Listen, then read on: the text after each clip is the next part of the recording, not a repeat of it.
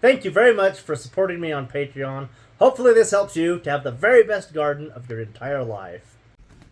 Okay, what I want to show you today is the Claytonia coming up. I got one packet of seed of Claytonia. A friend gave it to me. Some people call it miner's lettuce.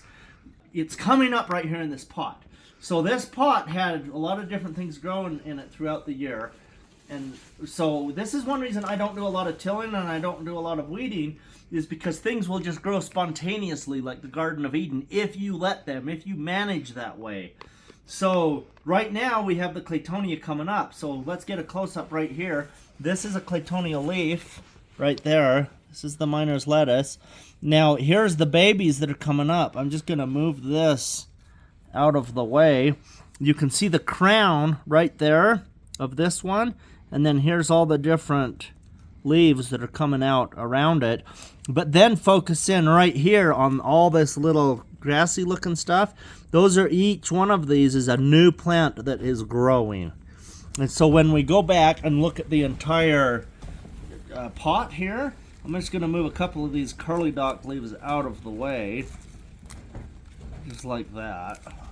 So I'm kind of weeding here, but not really.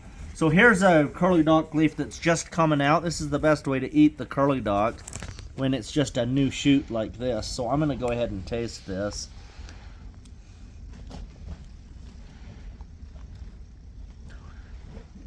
It's not my favorite flavor in vegetables, but it is a good vegetable and it has good nutrition.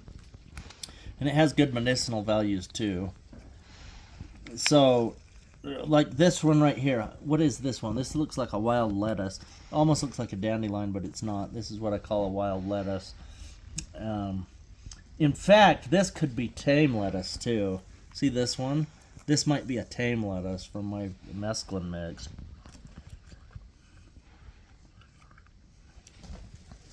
Probably is. So I have 1, 2, 3, or 4 of those coming up. But it's fantastic and wonderful because this is going to be completely filled with whatever I want. If I want it to be tame lettuce, I could take everything else out. If I want it to be curly dock, I could move everything else out. If I want it to be miner's lettuce, I could move everything else out. We even have a mallow growing in here. So we could let that one grow too. Oh, see this jagged leafed one right there? That's the dandelion. So we have a lot of different plants in here. Probably, okay, so this would be 1 plant family, 2 plant families. Miner's lettuce is 3. Here's a grass, so that's 4. And then this lettuce one is probably 5. And there's clover, so there's 6. So in this pot, without really looking and doing a real inventory, I just counted 6 different plant families that are in here. And look right here, focus right there. Look at that gorgeous little feller. It's like, yeah, there's a tiny mushroom growing there. And look how little it is compared to my index finger. So that is so cool. I love that so much. So we know that our soil is functioning. We have many plant families, and I don't see any diseased plants in here. See this leaf here on the curly dock? It's full of red things, so it's starting to decompose. But any plant leaf that's that old is going to decompose. It doesn't mean that it's necessarily a bad thing. So I just wanted to show you the diversity. This is great. We have fungus. We have bacteria. How do I know there's bacteria? Because plants are growing, and so the nitrates are being released. If there was nothing growing in here at all, we wouldn't have bacteria. Do we have microarthropods? I have no idea. Do we have earthworms? I don't know. Do I want to know for sure if there's earthworms? Well, let's look at the soil surface. Let's just look right here and see in there. See those granules right there? A lot of those are probably earthworm castings, because you get all those aggregates like that. Now we could look and see if there's any earthworm holes.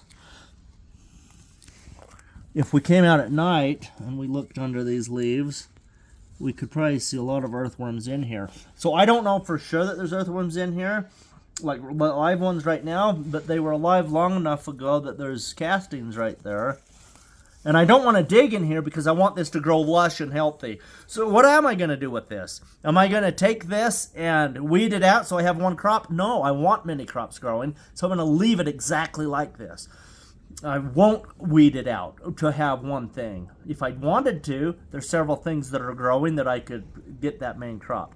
But the most exciting thing about this pot is the Claytonia is coming up on its own. I didn't have to plant it. All I'm doing is managing so that things stay alive. I make sure things get water. I make sure that there's at least 4 plant families growing together. And I make sure that I'm adding in some detritus every year. What is detritus? Well, it's the dead and dying organic matter. So this stuff needs to be going in there to continue to feed the bacteria and the fungus, and then my soil will grow and thrive. And you can do this in a pot this size, or you can do this on thousands of acres. The management is the same. Hopefully this helps you to find a Claytonia sprouting in your garden.